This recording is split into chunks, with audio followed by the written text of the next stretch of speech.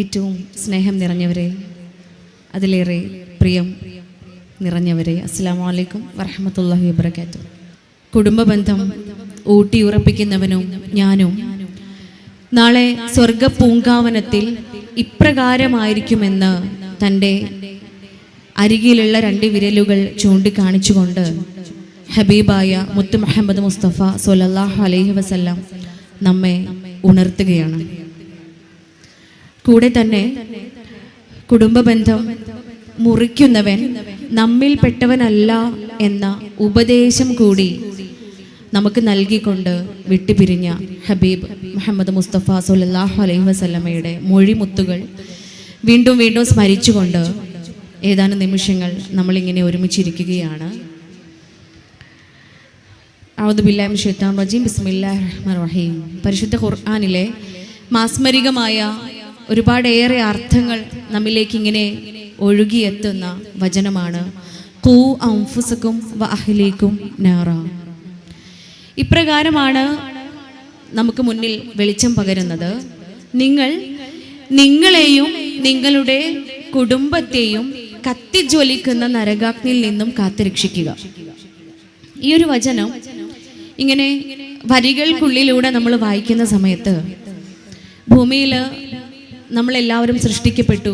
ഇവിടെ ഇങ്ങനെ ജീവിച്ച് വളർന്ന് മരണം വരെ നമ്മളിവിടെ കഴിഞ്ഞുകൂടുകയാണ്. നമ്മുടെയൊക്കെ ജീവിത ലക്ഷ്യങ്ങളിൽ ഏറ്റവും പ്രധാനപ്പെട്ട ലക്ഷ്യം എന്ന് പറയുന്നത് അടുത്ത ലോകത്ത്, നമുക്ക് മരണശേഷം വരുന്ന ലോകത്ത് സ്വർഗം കരസ്ഥമാക്കുക എന്നത് തന്നെയാണ്. അതുകൊണ്ട് തന്നെ ഓരോ മനുഷ്യനും നിന്നെ തിന്മയിൽ നിന്നും രക്ഷിച്ചുകൊണ്ട് നന്മയിലേക്ക് മടങ്ങിക്കൊണ്ട് നരകശിക്ഷയിൽ നിന്നും കാത്തു രക്ഷിക്കുക, സ്വർഗാവകാശിയാവാൻ ശ്രമിക്കുക എന്ന് പറയുമ്പോൾ അതിൻ്റെ കൂടെ പരിശുദ്ധ ഖുർആൻ നമ്മെ ഓർമ്മിപ്പിക്കുകയാണ്, നീ നിന്നെയും നിന്റെ കുടുംബത്തെയും കത്തിജ്വലിക്കുന്ന നരകാഗ്നിയിൽ നിന്നും കാത്തുരക്ഷിക്കുക. വലിയ അർത്ഥം നൽകുന്ന വരികളാണ് അല്ലേ? കാരണം നമ്മൾ ഒറ്റയ്ക്ക് സ്വർഗത്തിലേക്ക് ഇങ്ങനെ നടന്നു പോകുമ്പോൾ ഒറ്റയ്ക്ക് പോവല്ലേ, നിന്റെ കുടുംബത്തെ കൂടെ കൂട്ടിക്കോ എന്നൊരു ഓർമ്മപ്പെടുത്തലാണ് അല്ലേ ആ വരികൾ നമുക്ക് നൽകുന്നത് അല്ലേ? ഒറ്റയ്ക്ക് ഇങ്ങനെ പോകുമ്പോൾ ഒറ്റയ്ക്ക് പോവണ്ട, ഒറ്റയ്ക്ക് പോകുന്നതല്ല നിനക്ക് നല്ലത്. നീ ഒറ്റയ്ക്കല്ല പോവേണ്ടത്, നിന്റെ കൂടെ നിന്റെ കുടുംബവും കൂടി ഉണ്ട് എന്ന വലിയ ഒരു പാഠമാണ്, ഒരു ഓർമ്മപ്പെടുത്തലാണ് പരിശുദ്ധ ഖുർആൻ നമുക്ക് മുന്നിൽ ഇങ്ങനെ കാണിച്ചു തരുന്നത്. 1500 വർഷങ്ങൾക്ക് മുൻപേ മനുഷ്യകുലത്തിലേക്ക് ഇറക്കപ്പെട്ട ഏറ്റവും വിശുദ്ധമാക്കപ്പെട്ട വേദം തന്നെയാണ് പരിശുദ്ധ ഖുർആൻ. എന്നാൽ വർഷങ്ങൾക്കിപ്പുറം ശാസ്ത്രം തെളിയിക്കുകയാണ് എന്താണ് കുടുംബത്തിന്റെ പ്രാധാന്യം.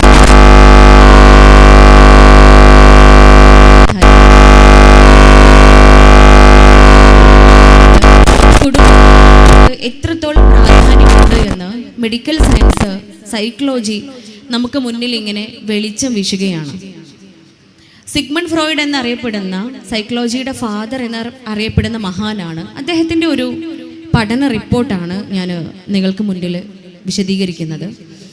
അത് പറയുന്നത് ഇങ്ങനെയാണ്, ഈ ഭൂമിയിൽ മാനസിക പിരിമുറുക്കങ്ങൾ അനുഭവിക്കുന്ന ആളുകളിൽ, മാനസികപരമായി പ്രയാസങ്ങൾ അനുഭവിക്കുന്ന ആളുകളിൽ അവരുടെ ആ മനോവിഭ്രാന്തിക്ക് അല്ലെങ്കിൽ മാനസികപരമായി അനുഭവിക്കുന്ന പ്രയാസങ്ങൾക്ക് കാരണങ്ങളിൽ 75% കാരണങ്ങളും അവരുടെ കുടുംബങ്ങളിലെ തളർച്ചയാണ്, അല്ലെങ്കിൽ അവരുടെ കുടുംബങ്ങളിൽ ഉണ്ടാവുന്ന ശിഥിലതയാണ് എന്ന് സിഗ്മണ്ട് ഫ്രോയിഡ് ഒരുപാട് മനുഷ്യന്മാരുടെ ഒരുപാട് കുടുംബങ്ങളിലൂടെ പഠനം നടത്തിക്കൊണ്ട് നമ്മിലേക്ക് ഇങ്ങനെ വെളിച്ചം വീശുകയാണ്. ഒരു പഠന റിപ്പോർട്ട് നമുക്ക് വേണ്ടിയിട്ട് നമ്മെ വീണ്ടും വീണ്ടും ഇങ്ങനെ പഠിപ്പിക്കുകയാണ്.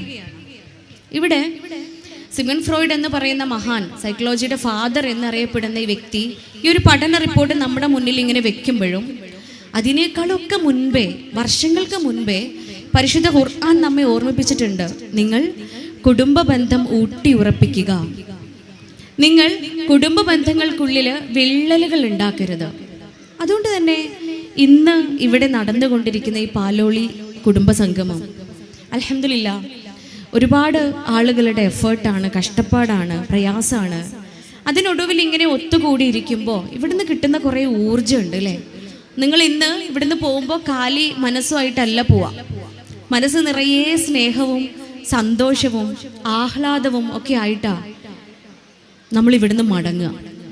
ഈ മടങ്ങുന്ന വേളയിൽ ഈ സന്തോഷവും ആനന്ദവും ഒക്കെ കയ്യിൽ ഇങ്ങനെ മുറുകെ പിടിച്ച് കയറി ചെല്ലുന്നത് നമ്മുടെയൊക്കെ വീടുകളിലേക്കാണ്. ഇവിടെ എത്ര ആളുകൾ കൂടിയിട്ടുണ്ടോ അത്രയും കുടുംബങ്ങളാണ് ഇവിടെ ഉള്ളത്. കാരണം ഓരോ കുടുംബങ്ങളിൽ നിന്നും വരുന്ന അംഗങ്ങളാണ് നമ്മളൊക്കെ. അതുകൊണ്ട് തന്നെ ആ കുടുംബങ്ങളിലേക്ക് നമ്മൾ കയറി ചെല്ലുമ്പോൾ ഈ ആനന്ദവും ആഹ്ലാദവും ഒക്കെ കുറച്ചും കൂടെ ശക്തിയായിട്ട് നമ്മൾ അവിടെ ആസ്വദിക്കാൻ അല്ലെങ്കിൽ നമ്മുടെ ജീവിതത്തിൽ അത് പ്രാവർത്തികമാക്കാൻ ശ്രമിക്കുകയാണ് വേണ്ടത്.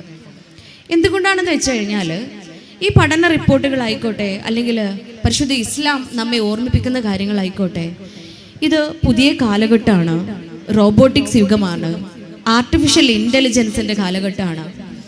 ഒരുപക്ഷെ കാലം ഇങ്ങനെ കുതിച്ച് ശാസ്ത്രത്തിനൊപ്പം ഇങ്ങനെ മുന്നേറിക്കൊണ്ടിരിക്കുമ്പോൾ അടുത്ത വർഷം നിങ്ങൾ ഇങ്ങനെ ഒത്തുകൂടുമ്പോൾ ഇങ്ങനെ സ്റ്റേജോ അല്ലെങ്കിൽ സ്റ്റേജിൽ ക്ലാസ് എടുക്കാൻ ഒരു മനുഷ്യനോ ഉണ്ടായിക്കൊള്ളുന്നില്ല. ഒരുപക്ഷെ റോബോട്ട്സ് ആയിരിക്കാം നിങ്ങളുടെ മുന്നിൽ വന്ന് ക്ലാസ് എടുക്കുക. ഒരു വേള നിങ്ങൾ ഒരുപക്ഷെ ഇങ്ങനെ ഒത്തുകൂടുക പോലും ചെയ്യില്ല. അവരുടെ വീട്ടിലിരുന്ന് നമ്മുടെ ബെഡ്റൂമിൽ വളരെ റിലാക്സ് ആയിട്ട് ഇരുന്ന് പാലോളി കുടുംബ സംഗമത്തിൽ നമ്മൾ പങ്കെടുക്കും. സംഗമം അവിടെ നടക്കുന്നുണ്ടാവും, എല്ലാവരും ഒത്തുകൂടുന്നുണ്ടാവും വിത്തൗട്ട് സ്ക്രീൻ. നമ്മളെ മുന്നിൽ ഒരു സ്ക്രീനോ മൊബൈൽ ഫോണോ അല്ലെങ്കിൽ സിസ്റ്റംസോ ലാപ്ടോപ്പോ ഒന്നും തന്നെ ഇല്ലാതെ നമ്മൾ കുടുംബ സംഗമത്തിൽ പങ്കെടുക്കുകയും അവിടെ നടക്കുന്ന പ്രോഗ്രാമുകളെല്ലാം ആസ്വദിക്കുകയും ചെയ്യും. ഇതുപോലെ ഇങ്ങനൊരു ഒത്തുകൂടലില്ലാതെ നമ്മൾ നമ്മുടെ വീട്ടിലിരുന്നു കൊണ്ട് തന്നെ, മെറ്റാവേഴ്സ് എന്നറിയപ്പെടുന്ന ശാസ്ത്രലോകത്തിൻ്റെ ഏറ്റവും നൂതനമായ കണ്ടുപിടുത്തമാണത്. ഒരു പക്ഷേ അടുത്ത വർഷം അങ്ങനെയായിരിക്കാം. നമ്മളെല്ലാവരും അത് അനുഭവിക്കാൻ പോകുന്നവരാണ്. പറഞ്ഞു വരുന്നത്, കാലം ഇങ്ങനെ ദ്രുതഗതിയിൽ ഓടിക്കൊണ്ടിരിക്കുക. പക്ഷേ മനുഷ്യ ഹൃദയം എന്ന് പറയുന്നത് ഹൃദയം അതുപോലെ തന്നെയാണ്. 4 അറകളുള്ള 72 തവണ ഒരു മിനിറ്റിൽ ഇങ്ങനെ മിടിച്ചുകൊണ്ടിരിക്കുന്ന അമ്മയുടെ ഗർഭപാത്രത്തിൽ ഏകദേശം 4 ആഴ്ച പ്രായമാവുമ്പോൾ തുടങ്ങുന്ന ആ മിടിപ്പ് അവസാന നിമിഷം വരെ. നമ്മൾ കുല്ലു നഫ്സിൻ ദാഇഖത്തുൽ മൗത്ത് എന്നാണ് പരിശുദ്ധ ഖുർആൻ പറയുന്നത്, അല്ലേ? എല്ലാ മനുഷ്യന്മാരും മരണത്തെ ആസ്വദിക്കുക തന്നെ ചെയ്യും. ആരും ഇവിടെ ശാശ്വതമല്ല, നമ്മുടെ ജീവിതം ശാശ്വതമല്ല. ആ നിമിഷം വരെ, ആ മൗത്ത് നമ്മൾ രുചിക്കുന്ന നിമിഷം വരെ ഈ ഹൃദയം ഇങ്ങനെ മിടിച്ചുകൊണ്ടിരിക്കുക. ആ ഹൃദയത്തിനൊരു മാറ്റവും വരുന്നില്ല. നമ്മുടെ മനസ്സിന് യാതൊരു മാറ്റവും സംഭവിക്കുന്നില്ല. നമ്മുടെ തലച്ചോറിന് യാതൊരു മാറ്റവും സംഭവിക്കുന്നില്ല. നമ്മുടെ ശരീരത്തിന് യാതൊരു മാറ്റവും സംഭവിക്കുന്നില്ല. അതെല്ലാം അതുപോലെ തന്നെ നിൽക്കുകയാണ്. അതുകൊണ്ടായിരിക്കാം ഒരു മനുഷ്യൻ ആരോഗ്യവാനായി ജീവിക്കാനുള്ള എല്ലാ കാര്യങ്ങളും പരിശുദ്ധ ഇസ്ലാം അത് നമുക്ക് പഠിപ്പിച്ചു തരുന്നുണ്ട്.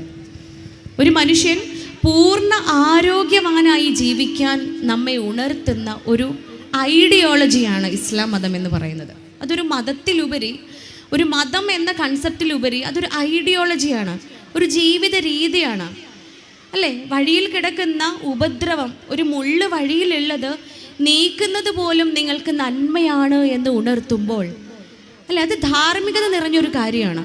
അല്ലെങ്കിൽ നന്മ എന്താണ് തിന്മ എന്താണ് എന്ന് വേർതിരിച്ച് പറഞ്ഞ് പഠിപ്പിച്ചു തരുമ്പോൾ എങ്ങനെയാണ് പൂർണ്ണ ആരോഗ്യവാനായി ജീവിക്കുക എന്ന പാഠം കൂടി നമ്മെ ഉണർത്തുകയാണ് ഇസ്ലാം മതം.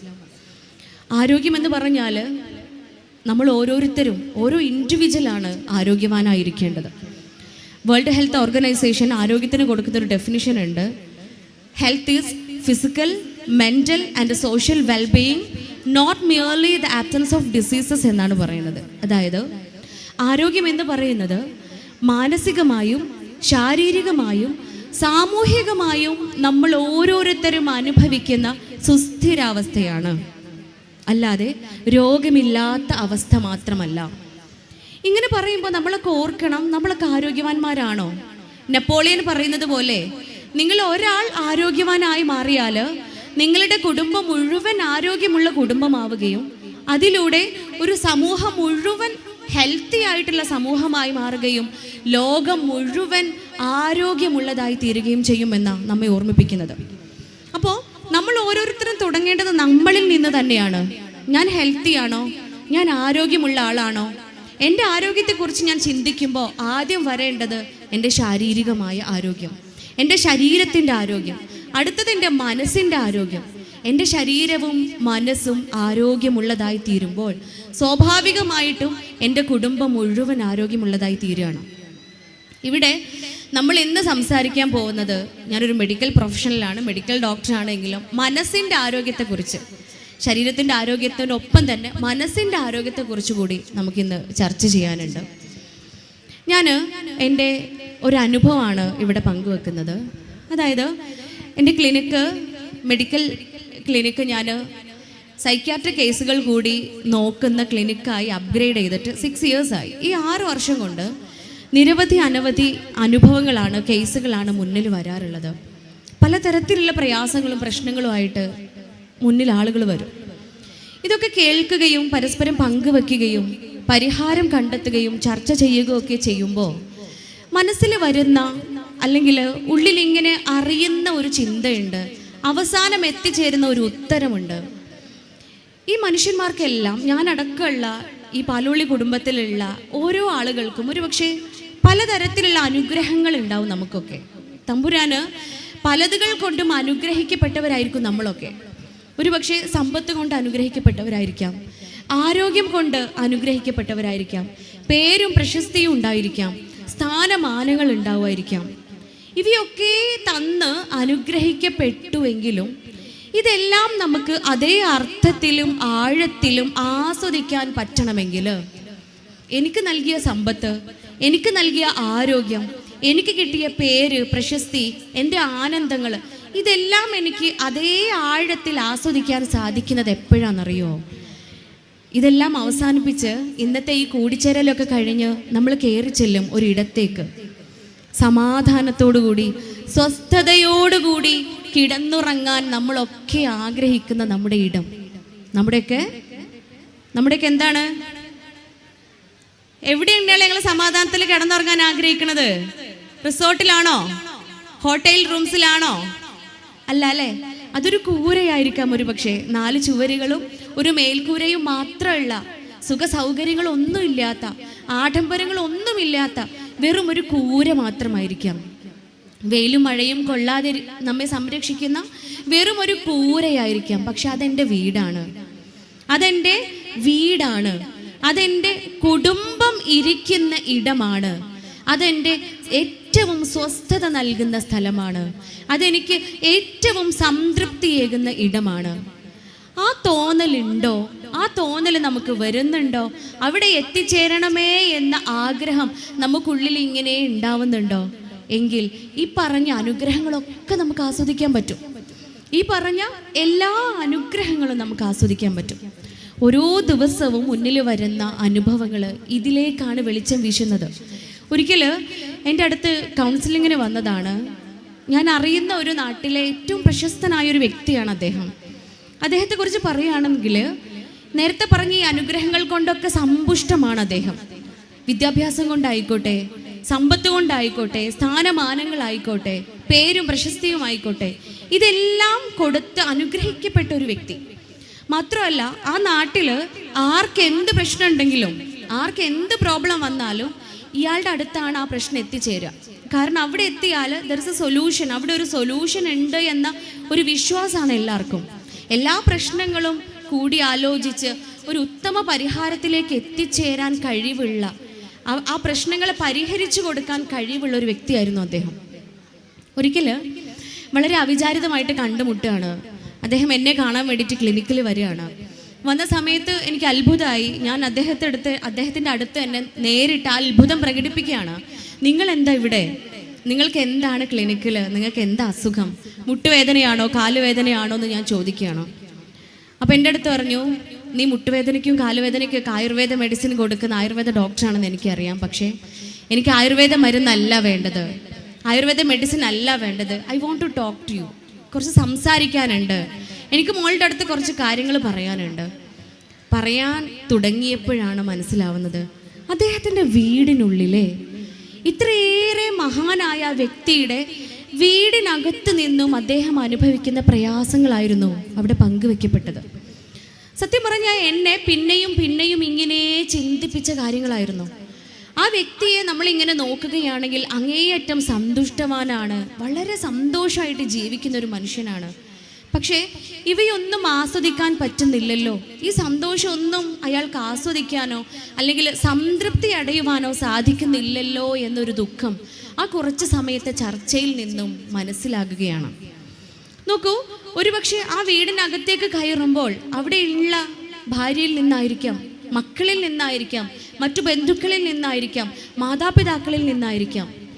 ഇതാണ് ബന്ധങ്ങളുടെ പ്രാധാന്യം എന്ന് പറയുന്നത്. അതുകൊണ്ട് തന്നെയല്ലേ പരിശുദ്ധ ഖുർആനിൽ 4-ാം അധ്യായത്തിൽ നമ്മെ ഉണർത്തുന്നുണ്ട് അല്ലേ, നിങ്ങൾ അള്ളാഹുവിനെ മാത്രം ആരാധിക്കുകയും അള്ളാഹുവിനോട് മറ്റൊന്നിനെയും പങ്കു ചേർക്കാതെയും ഇരിക്കുക. നമ്മളെല്ലാം മുസ്ലിംസ് ആണ്, ഇസ്ലാം മതവിശ്വാസികളാണ്, അള്ളാഹുവിനെ മാത്രം ആരാധിക്കുന്നവരാണ്. നോക്കൂ, ഖുർആൻ പിന്നെയും പിന്നെയും നമ്മെ എപ്പോഴും ഉണർത്തിക്കൊണ്ടിരിക്കുന്നത് അത് തന്നെയാണ്. അള്ളാഹുവിനെ മാത്രം ആരാധിക്കുക, അവനോട് മറ്റൊന്നിനെയും പങ്കു ചേർക്കാതിരിക്കുക.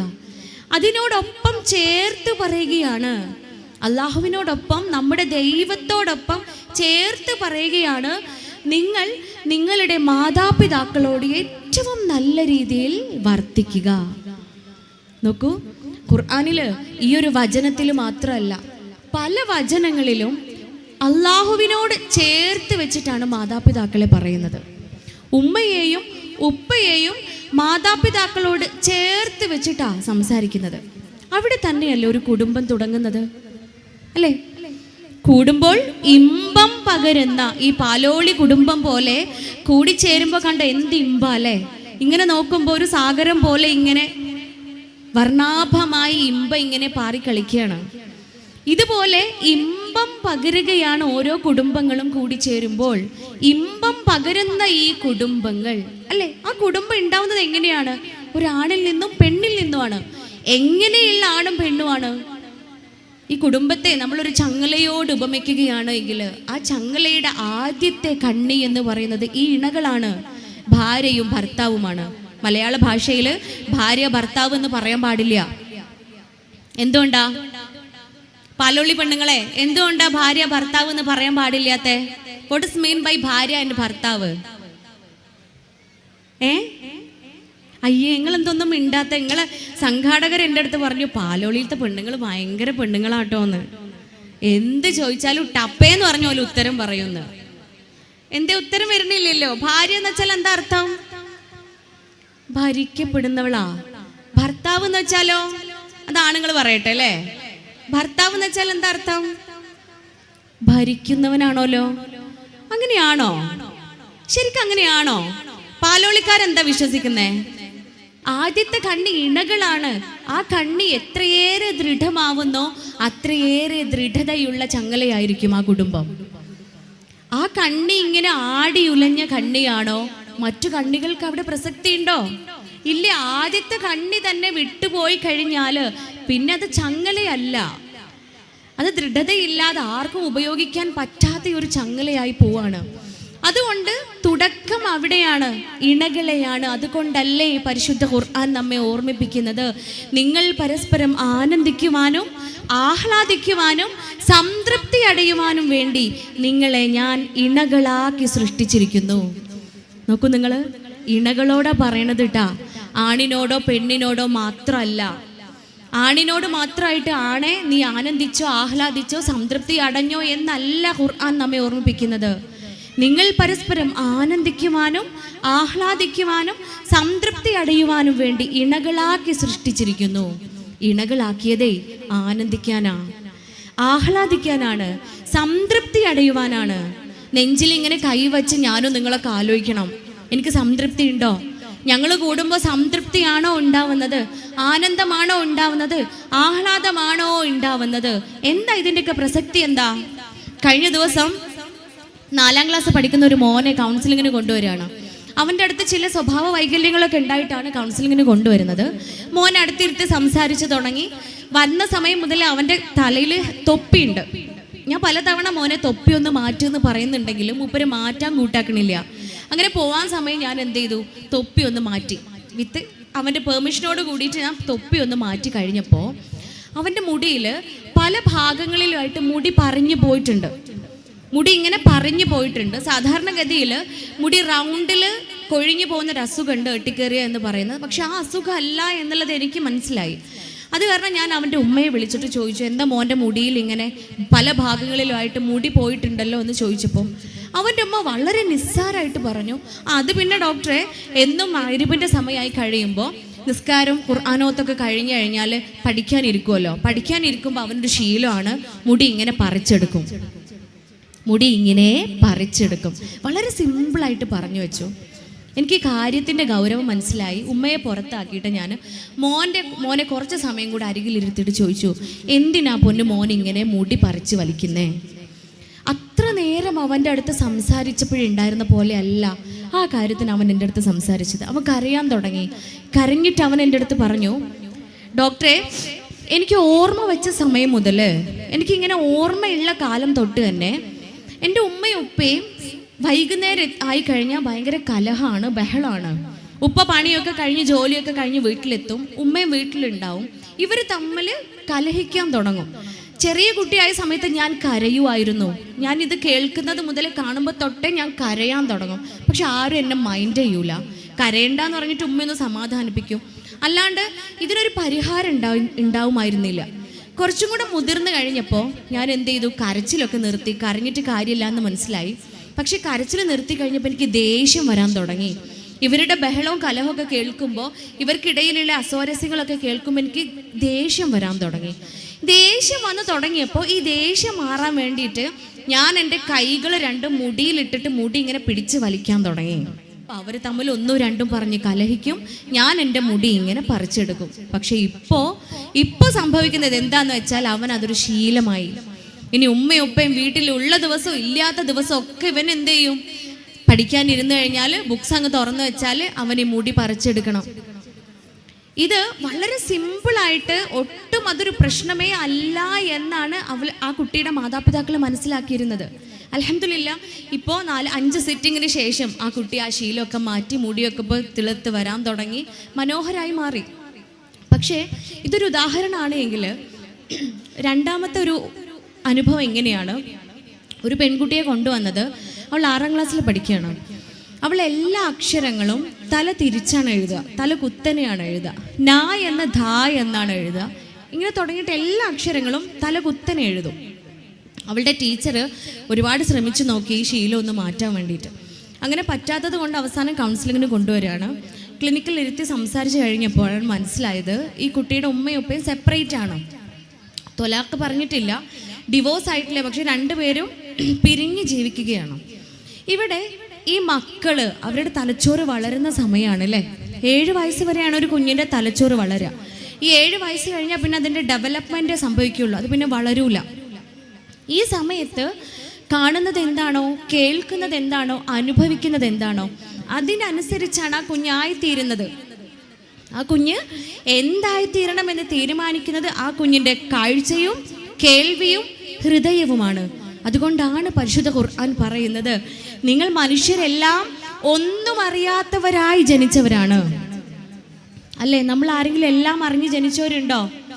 ഇല്ല, നമ്മളൊക്കെ ഒന്നും അറിയാത്തവരായി ജനിച്ചവരാണ്. പക്ഷേ ഞാൻ മനുഷ്യർക്ക് കണ്ണും കാതും ഹൃദയവും നൽകി. പരിശുദ്ധ ഖുർആൻ പറയാണ്. പരിശുദ്ധ ഖുർആൻ 1500 വർഷങ്ങൾക്ക് മുൻപേ അത് പറഞ്ഞു വെച്ച്. സുബ്ഹാനല്ലാഹ്. വർഷങ്ങൾക്കിപ്പുറം ന്യൂറോ ലിംഗ്വിസ്റ്റിക് സയൻസ് എന്ന് പറയുന്ന സൈക്കോളജിയുടെ വലിയൊരു കോൺട്രിബ്യൂഷനാണ്. അതിൽ പറയുകയാണ്, മനുഷ്യന്മാർ കാര്യങ്ങൾ ഗ്രഹിക്കുന്നത് കാഴ്ചയിലൂടെയും കേൾവിയിലൂടെയും മനസ്സിലാക്കലിലൂടെയും കൂടിയാണ് എന്ന്. അല്ലേ? സുബ്ഹാനല്ലാഹ്. പരിശുദ്ധ ഖുർആന്റെ മാസ്മരികതയാണ്. അതുകൊണ്ട് തന്നെ നമ്മൾ പിന്നെയും പിന്നെയും മനസ്സിലാക്കേണ്ടത് ഒരൊറ്റ കാര്യമാണ്, ആരോഗ്യവാനായി ജീവിക്കാൻ മനസ്സും ശരീരവും സമൂഹവും ഏറ്റവും സംശുദ്ധമായി മാറാൻ ഖുർആൻ മനസ്സിലാക്കുക. അർത്ഥം ഉൾക്കൊണ്ടുകൊണ്ട് പരിശുദ്ധ ഖുർആൻ നമ്മൾ പഠിക്കുക, ജീവിതത്തിൽ സ്വായത്തമാക്കുക, അത് നമ്മൾ പ്രാവർത്തികമാക്കാൻ ശ്രമിക്കുക.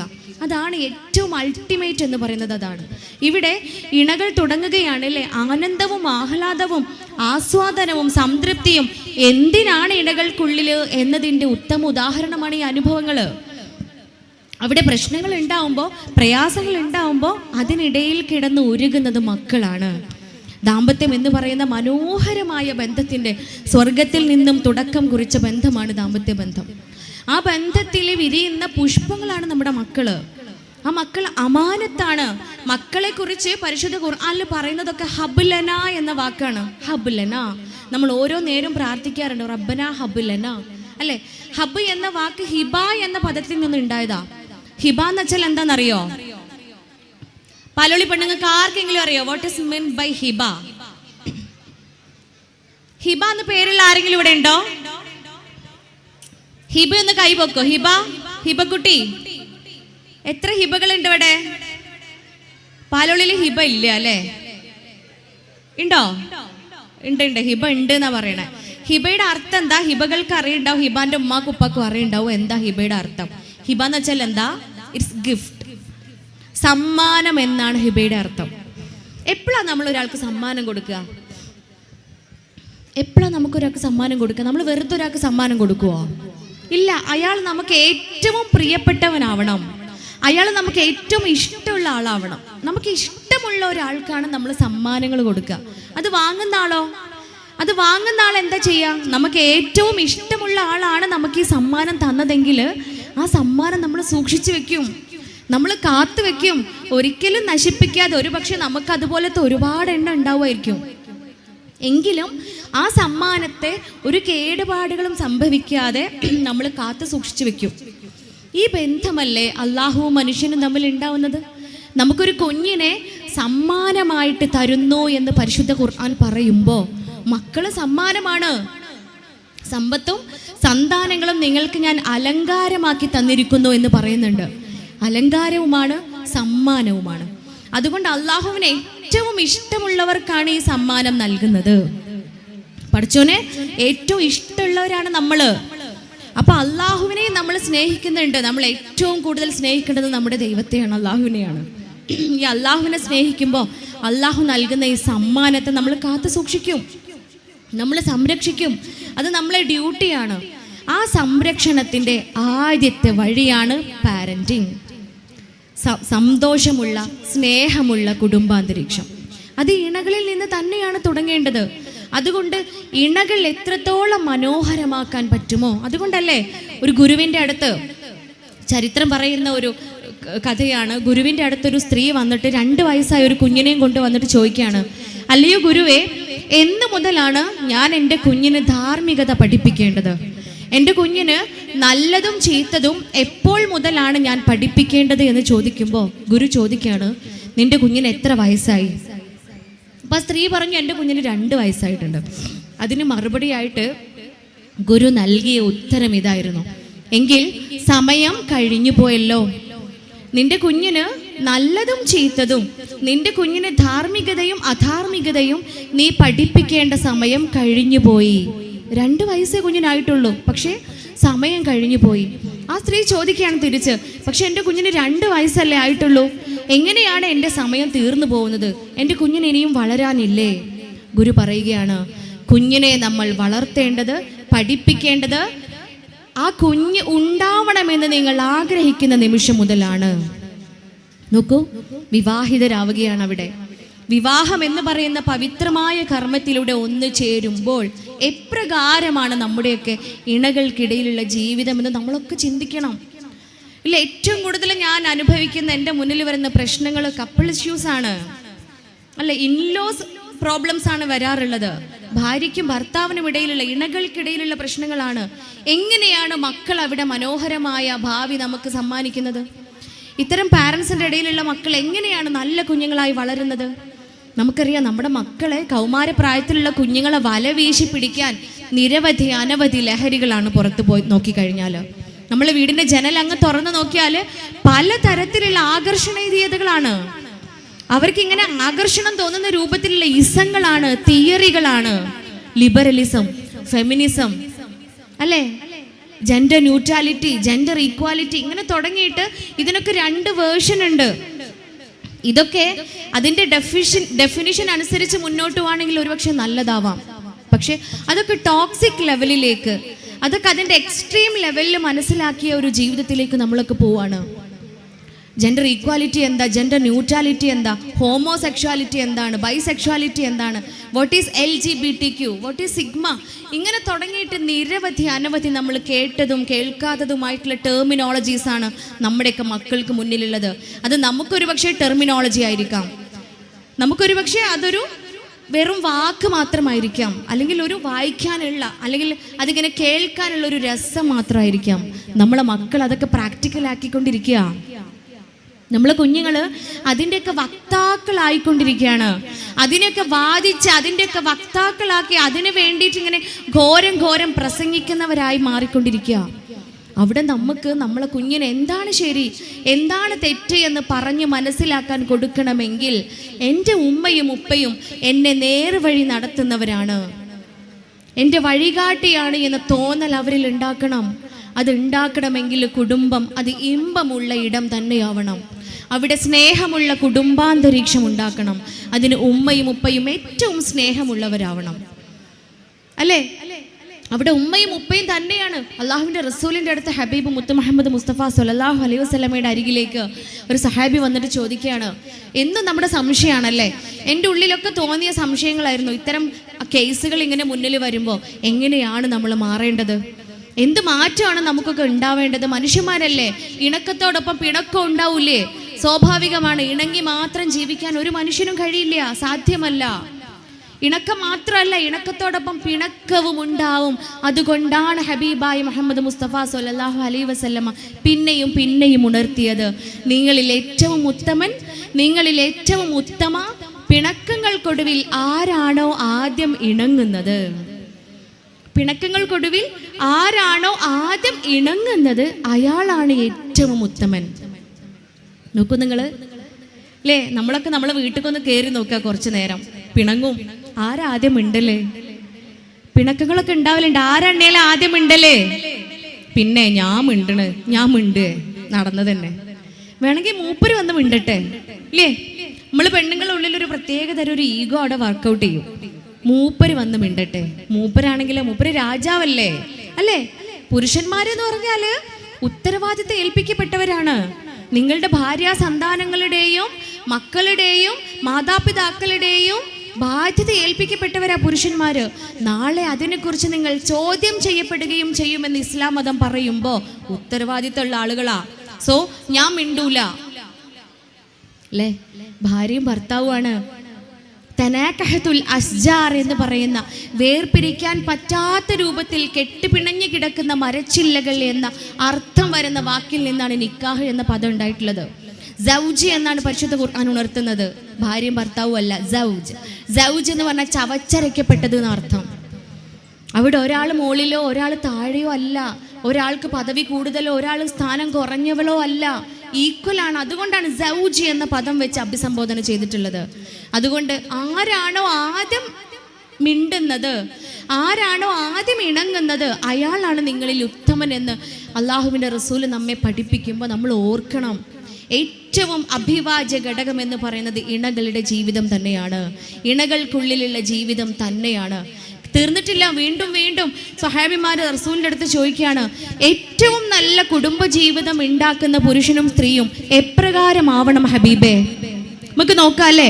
നമ്മളിവിടെ കുടുംബ കോടതികളിൽ എത്ര കേസുകളാണ് ദിവസവും ഡിവോഴ്സിന് വേണ്ടിയിട്ട് ഫയൽ ചെയ്യുന്നത്. എൻ്റെ അടുത്ത് വരുന്നുണ്ട് എത്രയോ പെൺകുട്ടികൾ, കല്യാണം കഴിഞ്ഞ് 6 മാസമായി കുട്ടികൾ, കല്യാണം കഴിഞ്ഞിട്ട് 1-2 വർഷമായിട്ടുണ്ടാവുള്ളൂ. We want divorce. അവർ പറയണം, ആർഗ്യൂ ചെയ്യാണ്ട്, വി വോണ്ട് ഡിവോഴ്സ്. നിസ്സാരമായ കാരണങ്ങൾ കൊണ്ട്. എന്തുകൊണ്ടാണ് ഇങ്ങനെ? ഇസ്ലാം പറയുന്ന രൂപത്തിലും രീതിയിലും ജീവിക്കുന്നവരാണോ ഒരു പ്രശ്നവും നമുക്കുള്ളിൽ ഉണ്ടാവില്ല, ഒരു പ്രശ്നം നമുക്കിടയിൽ ഉണ്ടാവില്ല. കാരണം എന്താണെന്നറിയോ? എപ്രകാരം ആവണമെന്ന ചോദ്യത്തിന് ഹബീബ് ഉണർത്തുകയാണ്.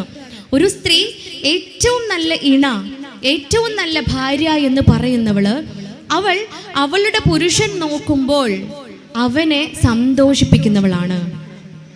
തൻ്റെ ഇണ തന്നെ നോക്കുമ്പോൾ അവനെ സന്തോഷിപ്പിക്കുന്നവളാണ് ഏറ്റവും നല്ല സ്ത്രീ.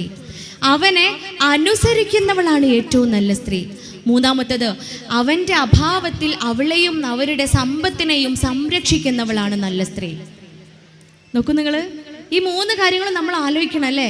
അവനെ അനുസരിക്കുന്നവളാണ്, അവൻ നോക്കുമ്പോൾ അവനെ സന്തോഷിപ്പിക്കുന്നവളാണ്, അവൻ്റെ അഭാവത്തിൽ അവളെയും സമ്പത്തിനെയും സംരക്ഷിക്കുന്നവളാണ്. ഇതാണ് പലതരത്തിലുള്ള ഇസം കൊണ്ട് നടക്കുന്നവരും ഇങ്ങനെ പൊക്കിക്കൊണ്ട് നടക്കുന്നത്. ഇസ്ലാം മതത്തിൽ സ്ത്രീ അടിമയാണ്. ഓൻ നോക്കുമ്പോഴൊക്കെ ഓനെങ്ങനെ അനുസരിക്കുക അല്ലേ, ഓൻ പറയണതൊക്കെ കേട്ട് അനുസരിച്ച് ജീവിക്കുക, അടിമയല്ലേ. ഓൻ നോക്കുമ്പോഴൊക്കെ ഓനെ സന്തോഷിപ്പിക്കുക, അടിമയല്ലേ.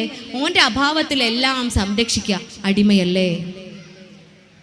നമ്മൾ ചിന്തിക്കണം. ഇത് മാത്രമാണ് ഈ സ്ത്രീയെ കുറിച്ച് പറയുന്നത്, മാത്രം ഇങ്ങനെ കൊണ്ട് നടക്കുക. പക്ഷേ ഉണ്ടല്ലോ, നമ്മൾ മനസ്സിലാക്കണം, പെണ്ണിന് ഒറ്റയ്ക്ക് കുടുംബം ഉണ്ടാവില്ല. വിവാഹ ജീവിതത്തെക്കുറിച്ചാണ് ഹബീബ് പറയുന്നത്. ഇണകൾക്കിടയിലുള്ള മവദ്ദത്തിനെ കുറിച്ചാണ് പറയുന്നത്. മവദ്ദത്ത് എന്ന വാക്കിന് ഒരുപാട് അർത്ഥങ്ങളുണ്ട്. സ്നേഹം എന്നൊരൊറ്റ അർത്ഥമല്ല ഉള്ളത്. അതിൻ്റെ മവദ്ദത്തിൻ്റെ അർത്ഥം മാത്രം നമ്മൾ എടുത്തു നോക്കിയാൽ കാരുണ്യം നിറഞ്ഞ സ്നേഹം, മുഹബത്ത് നിറഞ്ഞ സ്നേഹം, അതിന് വളരെ ആഴത്തിലുള്ള അർത്ഥമുണ്ട് മവദ്ദത്തിന്. ആ മവദ്ദത്താണ് ഇണകൾക്കുള്ളിൽ സംവിധാനിച്ച് വെച്ചിട്ടുള്ളത്. അവിടെ പെണ്ണൊറ്റയ്ക്കല്ല, പെണ്ണിനൊപ്പം തീർച്ചയായും പുരുഷനും കൂടെ ഉണ്ട്. ഇനി പുരുഷൻ എങ്ങനെയാവണം എന്ന് കൂടെ പറഞ്ഞു വെച്ചിട്ടുണ്ട്. എന്നിട്ട് നമുക്ക് നോക്കാം സ്ത്രീ ഇസ്ലാം മതത്തിൽ അടിമയാണോ അല്ലയോ എന്ന്. പുരുഷനെ കുറിച്ച് പറയുന്നത് എന്താ? പുരുഷനെ കുറിച്ച് പറയുകയാണ്, നിങ്ങളിൽ ഇണകളിൽ ഏറ്റവും നല്ല ഇണ, പുരുഷന്മാരിൽ ഏറ്റവും നല്ലവൻ എന്ന് പറയുന്നത് അവൻ്റെ സ്ത്രീയോട്, അവൻ്റെ പെണ്ണിനോട് ഏറ്റവും മനോഹരമായി ഏറ്റവും നല്ല രീതിയിൽ പെരുമാറുന്നവനാണ്. നാട്ടുകാർക്ക് ഏറ്റവും വേണ്ടപ്പെട്ടവനായിട്ട് കാര്യമില്ല, നാട്ടില് എല്ലാവർക്കും വേണ്ടപ്പെട്ടവനായിട്ട് യാതൊരു കാര്യമില്ല അല്ലേ. പള്ളിയിലും അമ്പലത്തിലും മുറ്റത്തും എല്ലാവർക്കും വേണ്ടപ്പെട്ട ആളാണ്, എല്ലാവരും ബഹുമാനിക്കുന്നവനാണ്, എല്ലാവരുടെയും പ്രശ്നം തീർക്കുന്നവനാണ്, എല്ലാവർക്കും അവരില്ലാണ്ട് ഒന്നും നടക്കൂല എന്ന് തോന്നുന്നവനാണ്. ഒരു കാര്യമില്ല, ഒക്കെ കഴിഞ്ഞ് കയറി വരൂല്ലേ നമ്മളെ പുരേക്ക് ഇല്ലേ. എല്ലാ തിരക്കും സാമൂഹ്യ പ്രവർത്തനങ്ങളും ജോലിയും എല്ലാം കഴിഞ്ഞിട്ട് ഏതെല്ലാം മേഖലകളിൽ താൻ മികച്ചു നിൽക്കുന്നോ ആ മേഖലകളിൽ നിന്നെല്ലാം ഒടുവിൽ കയറി വരുന്ന വീടുണ്ട്. ആ മതിലൊക്കെ കടന്ന് ആ വീട്ടിൻ്റെ ഡോറൊക്കെ തുറന്ന് ഉള്ളിലേക്ക് കയറി വരുമ്പോൾ അവിടെ ഉണ്ടാവും അവൻ്റെ ഇണ. ആ സ്ത്രീയോട് ഏറ്റവും നല്ലവൻ ആരാണോ, ആ വീടിനുള്ളിലുള്ള പെണ്ണുങ്ങളോട് ഏറ്റവും നല്ല രീതിയിൽ പെരുമാറുന്നവൻ ആരാണോ, അവനാണ് ഏറ്റവും ഉത്തമനെന്ന് ഹബീബായ മുത്ത് മുഹമ്മദ് മുസ്തഫ സ്വല്ലല്ലാഹു അലൈഹി വസല്ലമ നമ്മെ ഉണർത്തുമ്പോൾ എവിടെയാണ് അയാളെ പ്രശ്നങ്ങൾ ഉണ്ടാവോ ഇല്ലേ. പുരുഷൻ്റെ അടുത്ത് പറയണ ഏറ്റവും നല്ല രീതിയിൽ പെരുമാറാൻ കഴിഞ്ഞിട്ടില്ല. രണ്ടാമത്തത് പറയണത് എന്താണെന്നറിയോ? നീ അവളിലേക്ക് നോക്കുമ്പോൾ, അവളോട് പറഞ്ഞിരുന്നു അവൻ നോക്കുമ്പോൾ നീ അവളെ സന്തോഷിപ്പിക്കണമെന്ന്. ഇവിടെ പറയാണ്, നീ അവളിലേക്ക് നോക്കുമ്പോൾ നിനക്കിഷ്ടമില്ലാത്ത സ്വഭാവങ്ങൾ അവളിൽ കാണുകയാണെങ്കിൽ, നിങ്ങൾ പലൊളി പെണ്ണുങ്ങളൊക്കെ കേൾക്കണ്ടല്ലോ അല്ലേ, നിങ്ങളിൽ ഇഷ്ടമില്ലാത്ത സ്വഭാവങ്ങൾ അവളിൽ കാണുകയാണെങ്കിൽ ആണെങ്കിൽ 2 കൊടുത്ത് ശരിയാക്കേ. അതാരാ പറഞ്ഞേ? കേട്ടിട്ടുണ്ടേ നിങ്ങള്? പെണ്ണുങ്ങളിൽ നിന്ന് ആരോ ഒരാൾ പറയാ 2 കൊടുത്തിട്ട് നന്നാക്കുക എന്ന്. അങ്ങനെയാണോ? അത് നമ്മൾ സമൂഹം ഉണ്ടാക്കി വെച്ചതാ അല്ലേ. നിനക്കിഷ്ടമില്ലാത്ത സ്വഭാവം അവളിൽ കാണുകയാണെങ്കിൽ 2 കൊടുത്ത് ശരിയാക്കാനല്ല അള്ളാന്റെ ഹബീബ് പഠിപ്പിക്കുന്നത്. അതൊരു പക്ഷേ നമ്മുടെ സമൂഹം ഉണ്ടാക്കി വെച്ച ഒരു വഴിയായിരിക്കാം. അള്ളാന്റെ റസൂൽ പഠിപ്പിക്കുന്നത് എന്താണെന്നറിയോ? നിനക്കിഷ്ടമില്ലാത്ത സ്വഭാവങ്ങൾ ഉണ്ടെങ്കിലും നിനക്കിഷ്ടമുള്ള ഒരു സ്വഭാവമെങ്കിലും ഉണ്ടാവും കേട്ടോ. ഒരു സ്വഭാവമെങ്കിലും നിനക്കിഷ്ടമുള്ളതുണ്ടാവും. ആ സ്വഭാവത്തിലേക്ക് നോക്കിക്കൊണ്ട് നീ സംതൃപ്തി അടയുക. സുബ്ഹാനല്ലാഹ്. നമ്മളൊക്കെ പുരയിൽ വല്ല പ്രശ്നം ഉണ്ടാവോ, വല്ല കലഹം ഉണ്ടാവോ? ഓക്ക് വൃത്തിയും വെടിപ്പും ഇല്ലെങ്കിൽ ഓള് നന്നായിട്ട് ഭക്ഷണമെങ്കിലും ഉണ്ടാക്കും ഇല്ലേ. ഓള് നേരത്തിന് ഭക്ഷണം ഉണ്ടാക്കില്ലെങ്കിൽ ഓക്ക് വൃത്തിയും വെടിപ്പും ഉണ്ടാകും. ഇനി ഇത് രണ്ടും ഇല്ലെങ്കിൽ ഓള് നിങ്ങളെ മക്കളെ നല്ലൽക്ക് നോക്കുന്നുണ്ടാവും അല്ലേ. ഇനി ഇതൊന്നും ഇല്ലെങ്കിൽ ഉമ്മാനും വാപ്പാനും നോക്കുന്നുണ്ടാവും, അല്ലെങ്കിൽ നിങ്ങളെ കാര്യങ്ങളൊക്കെ വൃത്തിക്ക് ചെയ്യുന്നുണ്ടാവും. കുറച്ച് ഉദാഹരണങ്ങൾ മനസ്സിൽ കിട്ടിയത് പറഞ്ഞു പോയതാണ്. നിങ്ങൾ ചിന്തിക്കുക, എന്തെങ്കിലും ഒരു ഗുണമില്ലാത്ത മനുഷ്യന്മാരുണ്ടോ ഭൂമിയിൽ? ഗുണങ്ങളില്ലാത്ത മനുഷ്യന്മാർ ഭൂമിയിൽ ഇല്ല. അത്ര പോലും വഴക്കുണ്ടാക്കുന്നതിന്, പ്രശ്നങ്ങൾ ഉണ്ടാകുന്നതിന്, പിണങ്ങുന്നതിന് എതിർപ്പ് കൽപ്പിക്കുന്ന മതമാണ് പരിശുദ്ധ ഇസ്ലാം മതം എന്നാണ് വീണ്ടും വീണ്ടും ഉണർത്തുന്നത്. നമ്മൾ ആലോചിക്കണം, നമുക്കിടയിൽ പ്രശ്നം ഉണ്ടാകുമ്പോൾ ഏറ്റവും കൂടുതൽ പ്രയാസപ്പെടുന്ന നമ്മളെ മക്കളാണ്, നമ്മുടെ കുഞ്ഞുങ്ങളാണ്. ഒന്നും വേണ്ട. എൻ്റെ മോന് 3ാം ക്ലാസ് പഠിക്കുന്ന മോൻ, LKG പഠിക്കുന്ന മോന്, ഞങ്ങൾ രണ്ടുപേരും മൊബൈൽ ഫോൺ കയ്യിൽ പിടിച്ചിരിക്കുമ്പോൾ അവരുടെ കൂടെ ഇരിക്കുന്ന സമയത്ത് എങ്ങാനും ഫോൺ കയ്യിൽ വെക്കാറില്ല. അഥവാ ഫോൺ കയ്യിലുണ്ടെങ്കിൽ അവൻ വന്നിട്ട് പറയും, ഉപ്പച്ചിൻ്റെ ഫോൺ എടുത്ത് തൊടുക്ക് വലിച്ചെറിയെന്ന് പറയും. ഫോൺ എടുത്തിട്ട് മുറ്റത്തേക്ക് വലിച്ചെറിയുമേ എന്ന് അവനെ ശാസിക്കുകയാണ്, അവനെ ഉണർത്തുകയാണ്. എന്തിനാ? ആ സമയം അവനുള്ളതാണ്, അവർക്കുള്ളതാണ്. അവരുടെ കൂടെ നമ്മൾ ചിലവഴിക്കേണ്ട സമയമാണ്. അവർക്ക് പറയാനുണ്ട്. ഇത്തരം ഇസങ്ങളും തിയറികളും ടേംസും ഒക്കെയാണ് അവരുടെ കൂടെ ഉള്ളത്. വളരെ ടോക്സിക് ആയിട്ടുള്ള ലഹരികളുടെ ആകർഷണ വലയത്തിലാണ് നമ്മളെ കുട്ടികളുള്ളത്. അവയിൽ നിന്നൊക്കെ അവരെ കരകയറ്റണമെങ്കിൽ എന്താണ് മോൻ്റെ ഉള്ളിലുള്ള ചിന്ത? എന്താണ് അവൻ എന്തിനെ കുറിച്ചാണ് ചിന്തിക്കുന്നത്? അവളുടെ ചിന്ത എന്തിലേക്കാണ് വഴിമാറിപ്പോയിക്കൊണ്ടിരിക്കുന്നത് അറിയണമെങ്കിൽ അവർ നാമുമായിട്ട് ബന്ധമുണ്ടാവണം. ഉമ്മയും ഉപ്പയും എൻ്റെ എല്ലാമാണ്, എനിക്ക് സ്നേഹം നൽകുന്നവരാണ് എന്ന ചിന്ത മക്കൾക്ക് ഉണ്ടാക്കി കൊടുക്കണം. അത് കൊടുക്കാനുള്ള ഉത്തമ മാർഗം സ്നേഹമുള്ളവരാവുക എന്നത് തന്നെയാണ്. ഇവിടെ അവളിലെ സന്തോഷത്തെ, അവളിലെ നിനക്കിഷ്ടമുള്ള സ്വഭാവത്തെ നോക്കി സന്തോഷിക്കാൻ പറയുമ്പോൾ കഴിഞ്ഞിട്ടില്ല. വീണ്ടും പറയാണ്, ഈ കാലഘട്ടത്തിൽ ഏറ്റവും പ്രാധാന്യം അർഹിക്കുന്ന ഒന്ന്, മക്കൾക്ക് മുന്നിൽ വെച്ച് നീ അവളെ ശകാരിക്കുവാനോ അടിക്കുവാനോ പാടില്ല. നോട്ട് ചെയ്ത് വെക്കണം അല്ലേ? പുറയിൽ വലിയ ഫ്ലെക്സ് എഴുതിയിട്ട്, വലിയ ഫ്ലെക്സിൽ എഴുതിയിട്ട് ബെഡ്റൂമിലോ അല്ലെങ്കിൽ ഡൈനിങ് ഹാളിലൊക്കെ ഫിറ്റ് ചെയ്ത് വെക്കുക. ഈ കാര്യങ്ങളൊക്കെ സ്ത്രീ എങ്ങനെയാവണം, പുരുഷൻ എങ്ങനെയാവണം. സന്ദർഭം വരുമ്പോൾ രണ്ടുപേരും അതൊന്ന് വായിച്ചു നോക്കുക. സാഹചര്യങ്ങൾ വരുമ്പോൾ രണ്ടുപേരും അതൊന്ന് വായിച്ചു നോക്കുക. നീ മക്കൾക്ക് മുന്നിൽ വെച്ച് ശകാരിക്കുവാനോ അവളെ അടിക്കുവാനോ പാടില്ല.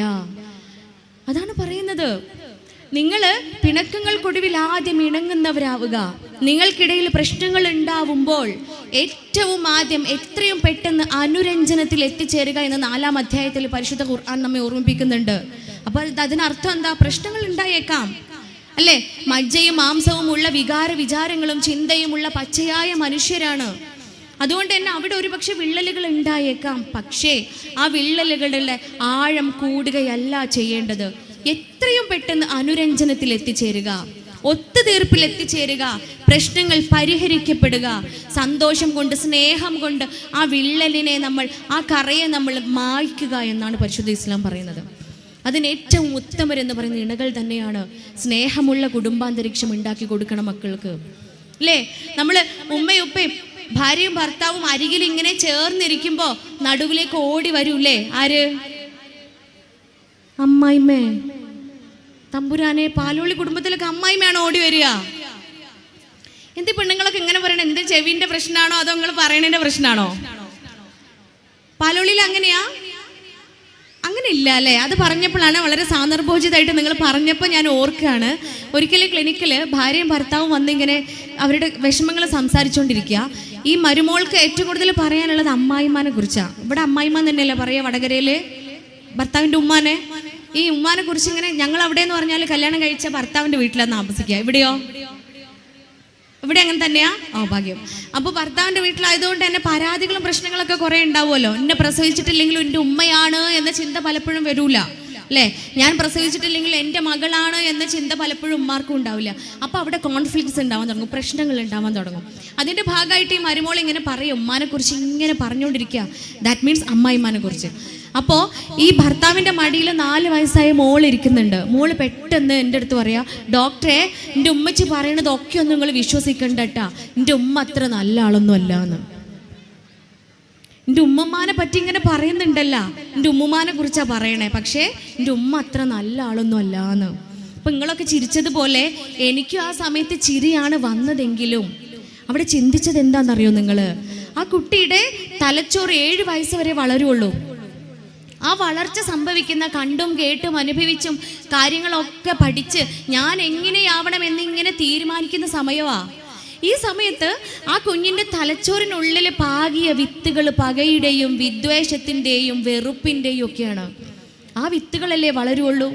ആ വിത്ത് വളർന്ന് പന്തലിച്ച് വൃക്ഷമായി മാറും. ആ വൃക്ഷം നമുക്ക് പകയുടെയും വിദ്വേഷത്തിൻ്റെയും കലിയുടെയും കോപത്തിൻ്റെയും പഴങ്ങൾ മാത്രമേ സമ്മാനിക്കുകയുള്ളൂ. അതിൻ്റെ അപ്പുറത്തേക്ക് നന്മയുടെ ഫലങ്ങൾ സമ്മാനിക്കാൻ ആ വൃക്ഷത്തിന് സാധിക്കില്ല. നമ്മൾ ആലോചിക്കണം, നമ്മൾ പറയുന്നതും നമ്മൾ അവർക്ക് കേൾപ്പിച്ചു കൊടുക്കുന്നതും നമ്മൾ അവർക്ക് കാണിച്ചു കൊടുക്കുന്നതും എല്ലാം അവരറിയുന്നുണ്ട്, കേൾക്കുന്നുണ്ട്, അനുഭവിക്കുന്നുണ്ട് അല്ലേ? ഒരിക്കൽ ഒരു പുരുഷൻ, ഒരു ഉമ്മ വരികയാണ് ക്ലിനിക്കിൽ. ഉമ്മ വന്നിട്ട് മകനെ കുറിച്ചാണ് പറയുന്നത്. ഉമ്മ മകനെ കണ്ടിട്ട് കുറേ നാളായി, കുറേ ദിവസമായി മോനെ കണ്ടിട്ട്. അപ്പോൾ മോന് രാത്രി വൈകിയാണ് വീട്ടിൽ വരുന്നത്. ഉമ്മ അപ്പോഴത്തേക്കും ഉറങ്ങിപ്പോകുമെന്ന് പറയാ. പിറ്റേ ദിവസം ഉമ്മാൻ്റെ മരുമോളാണ്, ഇയാളുടെ ഭാര്യയാണ് വരുന്നത്. അവർ വന്നിട്ടും പറഞ്ഞു, എൻ്റെ കുട്ടികൾ ഭർത്താവിനെ കണ്ടിട്ട് ഓരൊപ്പാനെ കണ്ടിട്ട് കുറേ നാളായി, മുപ്പര് വീട്ടിൽ നേരത്തെ വരുന്നില്ല, ഡോക്ടർ ഒന്ന് ഇടപെട്ട് പ്രശ്നം പരിഹരിക്കണം. അങ്ങനെ മൂന്നാമത്തെ ദിവസം അവിടെ പ്രതിനെ നമ്മൾ വിളിക്കുകയാണ്. ഈ ഉമ്മാൻ്റെ മകനാണ് പ്രതി. അങ്ങനെ വന്നിട്ട് ക്ലിനിക്കിലിരുന്ന് സംസാരിക്കുമ്പോൾ മുപ്പര് പറയാ, ഞാൻ എൻ്റെ വീട്ടിലേക്ക് ഏറ്റവും നേരത്തെ വരണമെന്ന് ആഗ്രഹിക്കുന്ന ആളാണ്. വീട്ടിൽ ഏറ്റവും നേരത്തെ എത്തി മക്കളുടെയും ഉമ്മയുടെയും ഭാര്യയുടെയും ഒക്കെ കൂടെ സമയം ചിലവഴിക്കണമെന്ന് ആഗ്രഹിക്കുന്ന ആളാ. പക്ഷെ ഉണ്ടല്ലോ, ഞാൻ വീട്ടിലേക്ക് കയറി വരുമ്പോൾ എൻ്റെ ഉമ്മ സിറ്റ് ഔട്ടിൽ ഇരിക്കുന്നുണ്ടാവും. ഉമ്മയുടെ മുഖം ആകെ കരഞ്ഞു കലങ്ങി സങ്കടപ്പെട്ട മുഖമായിരിക്കും. എന്നെ കാണുമ്പോൾ ഉമ്മ കുറച്ചും കൂടെ അങ്ങ് കരയാൻ തുടങ്ങും. കരഞ്ഞിട്ട് എൻ്റെ ഭാര്യ ഉമ്മയോട് ചെയ്ത ഒരുപാട് പ്രശ്നങ്ങളെക്കുറിച്ച് എൻ്റെ ഉമ്മ കരഞ്ഞ് എൻ്റെ അടുത്ത് പറയും. ഇതൊക്കെ കേട്ട് സങ്കടം സഹിക്കുക വയ്യാതെ ഞാൻ വീടിനകത്ത് കയറുമ്പോൾ, ബെഡ്റൂമിൽ എത്തുമ്പോൾ ഭാര്യ ഉണ്ടാവും അവിടെ കടുന്നെല്ല് കുത്തിയ മുഖമായിട്ട് ഇരിക്കണെന്ന്. അങ്ങനെ പറഞ്ഞേ. കടുന്നെല്ല് എന്ന് പറഞ്ഞാൽ ഇവിടെ അറിയില്ലേ, തേനീച്ചയൊക്കെ പോലത്തുള്ളൊരു പ്രാണി. ഈ കടുന്നെല്ല് കുത്തിയ മുഖമായിട്ട് ഇരിക്കുന്നുണ്ടാവും എൻ്റെ ഭാര്യ. ഓക്കും പറയാനുണ്ടാവും ഉമ്മാനെ കുറിച്ച് കുറേ പരാതികൾ. ഇതൊക്കെ കേട്ട് കേട്ട് കേട്ട് ഡോക്ടറെ, എനിക്ക് ഫാസ്റ്റിംഗ് ബ്ലഡ് ഷുഗർ 350 എൻ്റെ ബ്ലഡ് പ്രഷർ 100, 230, 120. അങ്ങനെ ഞാൻ ഹൈപ്പർ ടെൻഷനും ഡയബറ്റീസിനും മരുന്ന് കുടിക്കാൻ തുടങ്ങി. പക്ഷെ ഉണ്ടല്ലോ, ഒരു സന്തോഷ വാർത്ത ഉണ്ട്. 2 ആഴ്ചയായിട്ട് ഞാൻ ഇപ്പോൾ മരുന്ന് കുടിക്കണില്ല. ഞാൻ എൻ്റെ മരുന്നൊക്കെ നിർത്തി. അപ്പോൾ ഞാൻ ഡോക്ടറാണല്ലോ, പേഷ്യൻസിന് പറഞ്ഞു കൊടുക്കാം, നിങ്ങൾ ഏത് മരുന്നാണ് കുടിച്ചതെന്ന് ചോദിച്ചു. അപ്പോൾ മുമ്പ് പറയാ, മരുന്ന് കുടിച്ചൊക്കെയല്ല, ഞാൻ എൻ്റെ മരുന്ന് നിർത്തിക്കുകയാണ്. കാരണം എൻ്റെ പുരയ്ക്ക് ഇപ്പം ഞാൻ നേരത്തെ ചെല്ലലില്ല. ഉമ്മയും ഭാര്യയൊക്കെ ഉറങ്ങിയിട്ട് 12 മണിക്ക് കള്ളന്മാർ കയറി ചെല്ലണം പോലെ ഇപ്പം ഞാൻ എൻ്റെ പുരയ്ക്ക് ചെല്ലും. അടുക്കളയിൽ ചെന്ന് ഭക്ഷണം എടുത്ത് കഴിച്ച് നേരെ പോയി കിടന്നുറങ്ങും. അതുകൊണ്ട് എനിക്കിപ്പോൾ സ്വസ്ഥതയുണ്ട്, സമാധാനമുണ്ട്, എനിക്ക് ഉറങ്ങാൻ പറ്റുന്നുണ്ട് എന്ന്. നിങ്ങൾ ഓർത്തു നോക്കൂ, ഉമ്മ എന്ന് പറഞ്ഞാൽ ആരാ? ഇയാൾ ചോദിക്കുകയാണ് എൻ്റെ അടുത്ത്, എൻ്റെ ഉമ്മ എൻ്റെ ആരാണ് ഡോക്ടറെ എന്ന്. ഉമ്മ ആരാണ് ഇയാളെ? നമ്മുടെ സ്വർഗല്ലേ എൻ്റെ ഉമ്മ? നിങ്ങളെയൊക്കെ സ്വർഗല്ലേ നിങ്ങളെ ഉമ്മ? ഉമ്മയുടെ കാലിനടിയിൽ മാത്രമേ ഭൂമിയിൽ സ്വർഗം സംവിധാനിച്ചു വെച്ചിട്ടുള്ളൂ. യുദ്ധത്തിന് പുറപ്പെടുകയാണ് ഒരു സ്വഹാബി. ധീര യോദ്ധാവായി ഷഹീദാവാൻ വേണ്ടിയിട്ട് യുദ്ധത്തിന് പുറപ്പെടുമ്പോൾ ഹബീബായ മുഹമ്മദ് മുസ്തഫ സ്വല്ലല്ലാഹു അലൈഹി വസല്ലമ ചോദിക്കുകയാണ്, നിന്റെ വീട്ടിൽ പ്രായമായ ഉമ്മയും ഉപ്പയും ഉണ്ടോ? അദ്ദേഹം പറയാണ്, ഉണ്ട് ഹബീബെ, എൻ്റെ വീട്ടിൽ പ്രായമായ ഉമ്മയും ഉപ്പയുണ്ട്. ഹബീബ് കൊടുത്ത മറുപടി എന്താണെന്നറിയോ? എങ്കിൽ നീ യുദ്ധത്തിന് പുറപ്പെട്ട് അവിടെ വെച്ച് ഷഹീദാവുന്നതിനേക്കാളും നിനക്ക് ഉത്തമം, അതിനേക്കാളും നിനക്ക് പുണ്യം ലഭിക്കുക പ്രായമായ ഉമ്മയെയും ഉപ്പയെയും സംരക്ഷിക്കുന്നതിനാണ്. നമ്മൾ ഓർക്കണം, നമ്മളൊക്കെ പുരയിലുണ്ടല്ലേ പ്രായമായ ഉമ്മയും ഉപ്പയും? സംരക്ഷിക്കുന്നുണ്ടോ? നമ്മൾ സംരക്ഷിക്കുന്നുണ്ടോ? പരിഗണിക്കുന്നുണ്ടോ? ചേ എന്നൊരു വാക്ക് പോലും പറയരുതേ എന്ന് പറയുമ്പോൾ നമ്മൾ ഓർക്കണം, ചേ എന്ന് പറയിപ്പിക്കുമെന്നാണ് അതിനർത്ഥം. ചേ എന്ന് പറയത്തക്ക രൂപത്തിൽ അവർ പെരുമാറിയേക്കാം, അവരുടെ സ്വഭാവങ്ങൾ നമ്മളിലേക്ക് ഉണ്ടായേക്കാം. പക്ഷെ പറയരുത്, അവിടെയാണ് സ്വർഗം ഇരിക്കുന്നത്. എത്ര പറഞ്ഞാലും തീരുവോ ഉമ്മാനെ കുറിച്ച്? താരാട്ടുപാട്ടോളം മധുരമുള്ളൊരു ശീലും ഇന്നോളം ഒരു കവിയും പാടിയിട്ടില്ല. ഉമ്മ ഇല്ലാതിനോളമുലകിൽ ഒരു നന്മ കനിവിൻ്റെ കടലായ എഴുതിയാൽ തീരാത്ത ദുനിയാവിലെ സുബർഗമാണെൻ്റെ പൊന്നുമ്മ. ഏറെ പറഞ്ഞാലും തീരില്ല ആ പൂമഹിമ. അതാണ് നമ്മുടെ ഉമ്മ. എത്ര പറഞ്ഞാലും തീരൂല. ആ മഹിമയാണ് എൻ്റെ ഒരു കയ്യിലുള്ളത്. എൻ്റെ ഒരു കയ്യിൽ എൻ്റെ ഉമ്മയാണ്, മറു കയ്യിൽ ആരാ? അള്ളാഹുവിനെ സാക്ഷ്യം വഹിച്ചുകൊണ്ട് ഞാൻ മഹർ നൽകി, ഞാൻ എന്നിൽ ഉത്തരവാദിത്തം ഏൽപ്പിക്കപ്പെട്ടുകൊണ്ട് ഞാൻ സ്വീകരിച്ച എൻ്റെ ഇണയാണ്, എൻ്റെ കുഞ്ഞുങ്ങളുടെ ഉമ്മയാണ്, എൻ്റെ പ്രിയപ്പെട്ടവളാണ്, എൻ്റെ ഭാര്യയാണ്. പൂമുഖവാതിൽക്കൽ സ്നേഹം വിടർത്തുന്ന പൂന്തിങ്കളാകുന്നു ഭാര്യ. ദുഃഖത്തിൻ മുൾ മുള്ളുകൾ തൂവിരൽ തുമ്പിനായി പുഷ്പങ്ങളാക്കുന്നു ഭാര്യ. എത്ര തെളിഞ്ഞാലും എണ്ണ വറ്റാത്തൊരു ചിത്രവിളക്കാണു ഭാര്യ. എണ്ണിയാൽ തീരാത്ത ജന്മാന്തരങ്ങളിൽ അന്നദാനേശ്വരി ഭാര്യ. പൂമുഖവാതിൽക്കൽ സ്നേഹം വിടർത്തുന്ന പൂന്തിങ്കളാകുന്നു ഭാര്യ. അല്ലേ? അങ്ങനെയല്ലേ ഭാര്യമാരെ? നിങ്ങൾ എന്തൊന്നും മിണ്ടാത്തേ? ഇതുപോലെ ഭാര്യമാരെ കുറിച്ച് പാടിയപ്പോഴേ ഇതുപോലൊരു സംഗമത്തിൽ നിന്ന് ഒരാൾ മൈക്ക് വാങ്ങിയിട്ട് എനിക്ക് ഇനി പാടാണ്ടെന്ന് പറഞ്ഞിട്ട് പാടുക. പൂമുഖവാതിൽക്കൽ ചൂലേന്തി നിൽക്കുന്ന മൂദേവിയാകുന്നു ഭാര്യ. ആണോ? പാലോളി ഭാര്യമാരൊക്കെ അങ്ങനെയാണോ? ഈ ഭാഗമാണ് അതിന് ഉത്തരം പറയേണ്ടത്. ആണോ? ആണോ? ആണല്ലാന്ന്. ആരതിൽ ആണെന്ന് പറഞ്ഞതാരാ? ഒന്നോ രണ്ടോ പേരെ കാണുന്ന് പറയുന്നുണ്ട്. പക്ഷെ അങ്ങനെയല്ല അല്ലേ? ഇസ്ലാം പറയുന്നത് അങ്ങനെയല്ല.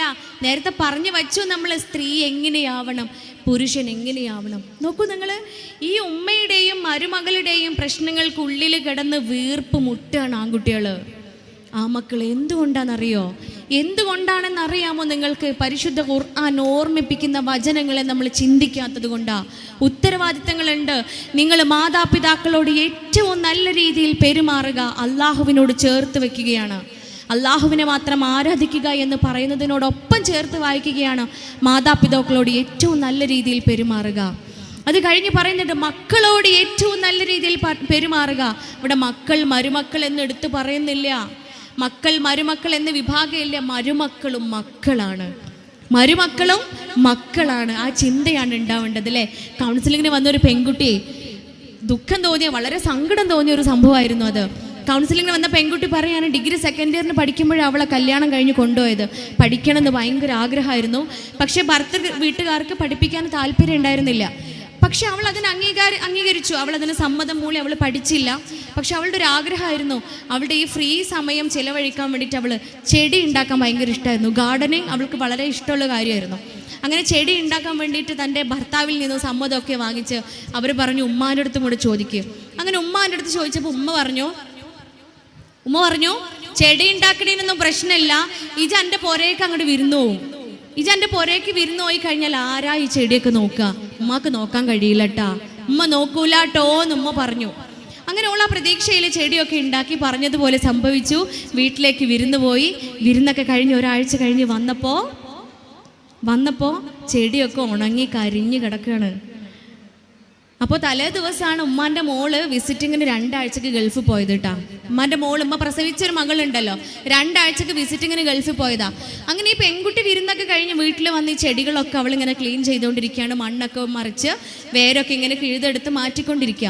അപ്പോൾ ഈ ഉമ്മ ഇങ്ങനെ പുറത്തേക്ക് വന്നിങ്ങനെ ഇത് നോക്കി നിന്നിട്ട് പറയാ, ഇപ്പോഴാണ് ഓർമ്മ വന്നത്, എൻ്റെ കുട്ടീൻ്റെ ചെടി ഉണ്ടല്ലോ ഓളെ പുരയിൽ, എൻ്റെ കുട്ടി ഉണ്ടാക്കിയ ചെടി ഓളെ പുരയിലുണ്ടല്ലോ, ഉമ്മ പോയിട്ട് അതൊക്കെ ഒന്ന് നനച്ചു കൊടുത്തിട്ട് വരാട്ടോന്ന്. എന്താ പാലോളി പെണ്ണുങ്ങൾക്കൊക്കെ തോന്നണേ? നമ്മളൊക്കെ അമ്മമാരാവൂലേ? ഇല്ലേ? ഈ സംഭവം കേട്ട് കഴിഞ്ഞപ്പോൾ എനിക്ക് 3 ആൺകുട്ടികളാ. ഞാൻ എൻ്റെ നൗഷാദ് ഖാൻ്റെ അടുത്ത് പോയി പറയാറുണ്ട്, ഇൻഷാ അല്ലാഹ് പടച്ചോൻ ആയുസിട്ട് കഴിഞ്ഞാൽ 3 പെൺകുട്ടികളെ അവർ കൊണ്ടുവരും.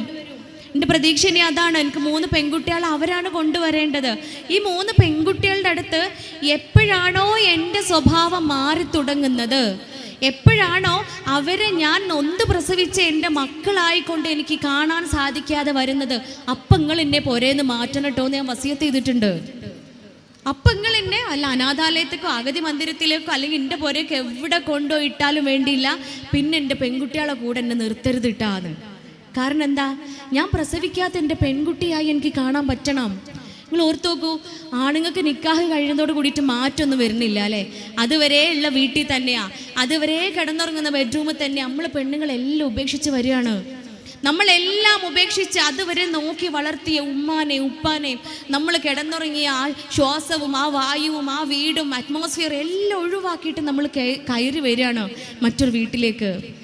അവിടെ ആ മകളായിക്കൊണ്ട് ഞാൻ നൊന്ത് പ്രസവിച്ച എൻ്റെ മകളോട് ഞാൻ എപ്രകാരമാണോ ആ സ്നേഹം, ആ വാത്സല്യവും ആ കാരുണ്യവും നൽകുമേ എന്ന ആഗ്രഹത്തോടും പ്രാർത്ഥനയോടും കൂടി സ്വീകരിക്കുമ്പോൾ എവിടെയാ പ്രശ്നങ്ങൾ ഉണ്ടാവുക?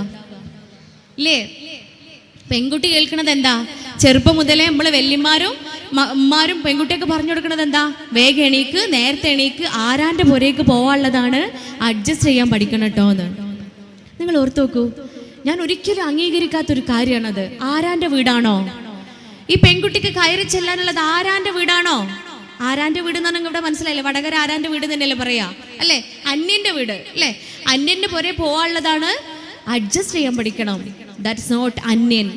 അന്യൻ്റെ വീടല്ല, നമ്മൾ കയറി ചെല്ലുന്ന വീട്. നിക്കാഹ് എന്ന കർമ്മത്തിലൂടെ ആ വീട്ടിലെ മകളായിക്കൊണ്ട് കയറി ചെല്ലുകയാണ്. നമ്മളുള്ളിൽ എന്താ വേണ്ടത്? എന്നെ പ്രസവിക്കാത്ത എൻ്റെ ഉമ്മയാണ്. എൻ്റെ ഉമ്മ എന്നെ ശകാരിക്കും, എൻ്റെ ഉമ്മ എന്നെ ഗുണദോഷിക്കും, എൻ്റെ ഉമ്മ എന്നെ ഉപദേശിക്കും, എൻ്റെ ഉമ്മ എൻ്റെ തെറ്റുകൾ തിരുത്തി തരും. ഉമ്മ നമ്മെ വഴക്ക് പറഞ്ഞാലും നമ്മൾ ഉമ്മ എന്നും പറഞ്ഞാൽ കരയുക അല്ലേ? പാലോളി പെണ്ണുങ്ങളൊക്കെ അങ്ങനെയല്ലേ കരയല്ലേ? ഉമ്മ നമ്മളെ വഴക്ക് പറഞ്ഞാൽ എൻ്റെ ഉമ്മ എന്നും പറഞ്ഞിട്ട് നമ്മൾ കരയുക. പക്ഷെ അമ്മായിമ്മ വഴക്ക് പറഞ്ഞാലോ ഐ വോണ്ട് ഡിവോഴ്സ് അല്ലേ? അമ്മായിമ്മ അങ്ങനെയല്ല മോളെ, ഇങ്ങനെ ചെയ്യുമെന്ന് പറഞ്ഞാൽ ഐ വോണ്ട് ഡിവോഴ്സ്. അതാണ് നമ്മുടെയൊക്കെ മനോബലം. അതെന്തുകൊണ്ടാ? അന്യൻ്റെ പുരയാണ്, അവിടെ ഞാൻ ഒറ്റയാണ് എന്ന ഒരു ചിന്ത നമ്മുടെ ഉള്ളിലുണ്ട്. അന്യൻ്റെ പുരയല്ല, എൻ്റെ പുരയാണ്. എൻ്റെ വീട്ടിൽ ഞാൻ എങ്ങനെയാണോ അതുപോലെ അവിടെയും, എൻ്റെ ഉമ്മ എന്നോട് എങ്ങനെയാണോ അതുപോലെ അവിടെയും ബാധ്യതയുണ്ട്. അൽ മർഅതു റാഇഅത്തുൻ ഫീ ബൈതി സൗജിഹാ. ഇസ്ലാം മതം പഠിപ്പിക്കുകയാണ്, സ്ത്രീ എന്ന് പറഞ്ഞാൽ അവളുടെ ഭർതൃഗൃഹത്തിൻ്റെ റാണിയാണ്. ഭർതൃഗൃഹത്തിൻ്റെ റാണിയാണ് ഞങ്ങളെ റാണി ഇല്ലേ? ഇത് ഈ ഒരു കോണ്ടെക്സ്റ്റ് ഒരു തവണ വായിച്ച സമയത്ത് മുമ്പിലിരിക്കണ ഉമ്മ എണീറ്റ് നിന്നിട്ട് പറയാ, റാണിയൊന്നുമല്ല മോളെ, കോണിയാണ് കോണിന്ന്. കോണിയോ? ഇതെന്തമ്മ നിങ്ങൾ കോണി എന്ന് പറയണേ?